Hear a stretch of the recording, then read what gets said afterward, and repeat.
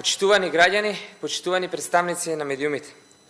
Соочени со нов политички пораз, Мицкоски и ВМРО-ДПМН ги верглаат истите стари фрази и празни зборови, нови ке моменти само за членовите на ВМРО-ДПМН и спас на партиската фотелја на Мицкоски во Белата палата.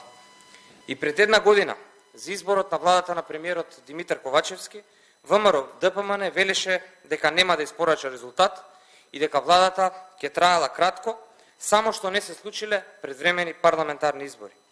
После една година, резултатот на владата на Ковачевски е првиот и најголем пораз за ВМРО-ДПМН. Во време на најголема глобална енергетска и економска криза, владата не само што испорача резултат, туку со владините антикризни мерки ја спаси економијата.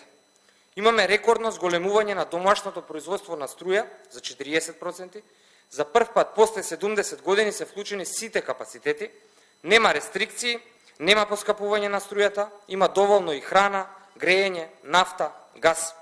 Најголем пакет во регионот од 760 милиони евра за помош на граѓаните и компаниите реализиравме и можеме да кажеме дека никој не беше оставен сам во оваа криза. Не дозволивме струјата да поскапи оваа година, а обезбедивме полни сметки за училиштата, болниците, јавните установи. Со зелената транзиција во енергетиката оваа година се инсталирани 150 мегавати зелена енергија од обновливи извори. Минималната плата во време на криза ја покачивме, просечната плата исто така, пензиите ги покачивме. Сето тоа во време на најголема криза и во време на блокади на ВМРО-ДПМН. После 17 години чекање, започнавме преговори за членство во Европската унија со заштитен македонски идентитет.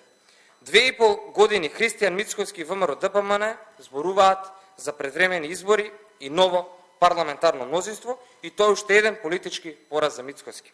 Како заложници на левица, ВМРО-ДПМН и левица се единствените против европскиот пат на државата.